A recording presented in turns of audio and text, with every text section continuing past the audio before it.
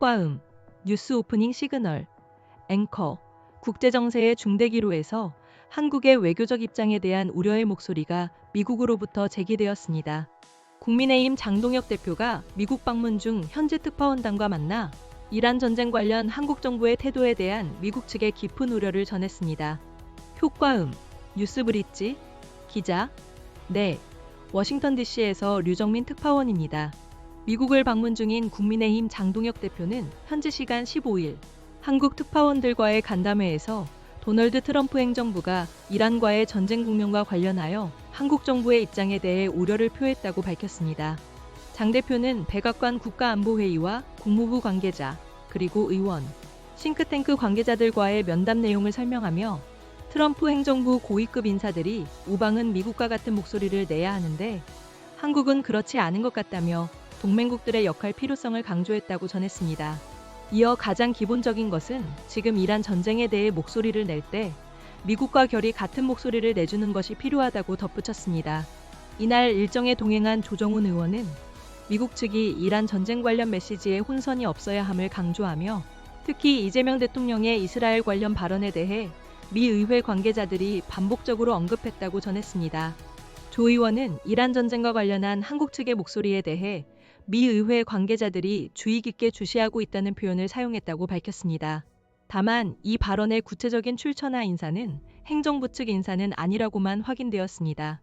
국민의힘 의원단은 이번 방미 기간 동안 영김, 조일슨, 라이언 징크, 에이드리언 스미스 하원 의원, 그리고 빌 해거티 상원 의원 등 여러 미의회 인사들과 만남을 가졌습니다. 앞서 이재명 대통령은 지난 10일 이스라엘군 추정인물들의 전시 살해 추정 영상을 공유하며 위안부 강제, 유대인 학살이나 전시 살해는 다를 바가 없다고 언급한 바 있습니다.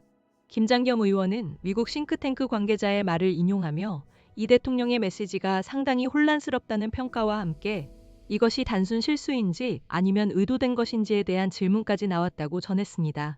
장 대표는 이 대통령의 이스라엘 발언에 대해 미국 측이 매우 우려스럽다는 것을 넘어 질문까지 해왔다며 실수인지 계획된 것인지에 대해 자신은 알 수 없다고 답했다고 설명했습니다. 조정훈 의원은 야당으로서 국익을 해치거나 혼란을 일으키는 이야기는 하지 않을 것이라고 다짐하고 왔으며 일부 해명도 있었다고 덧붙였습니다.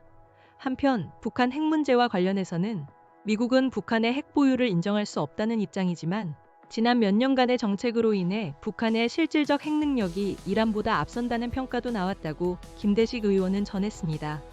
김 의원은 미국이 북한과의 대화에 나설 의지는 있으나 북측의 핵국가 인정 요구와 아직 성숙하지 않은 분위기가 걸림돌이 되고 있다고 설명했습니다. 한국과의 무역에 대해서는 미국이 공정무역을 강조했으며 한국의 투자 결정에 대해 감사와 환영의 뜻을 표하면서도 한국에서 미국 기업이 공정한 대우를 받기를 희망했다고 조정훈 의원은 전했습니다. 김대식 의원은 국무부에서 한국 기업 비자 문제 해결을 약속했으며 미국은 한국을 미래 파트너로 진심으로 보고 있다고 덧붙였습니다. 이와 함께 장동혁 대표는 6.3 지방선거를 앞두고 5박 7일 일정으로 미국을 방문한 것에 대한 당내 비판 여론에 대해 개인적으로 일정을 앞당겨 입국한 것이라며 귀국 후 방문 성과와 필요성에 대해 충분히 설명하겠다고 밝혔습니다. 또한 한동훈 전 대표 출마로 공천 논란이 일고 있는 부산 재보궐선거 공천 문제에 대해서는 공천은 당대표와 공천관리위원회의 협의사항이며 제1야당으로서 선거에 후보를 내는 것은 당연한 역할이라고 말했습니다. 효과음, 뉴스 클로징 시그널, 앵커, 워싱턴 DC에서 류정민 특파원이었습니다. 국제사회의 시선이 한국 외교에 쏠리고 있는 만큼 정부와 정치권의 신중하고 일관된 대응이 중요해 보입니다. 이상으로 오늘의 주요 뉴스를 마칩니다.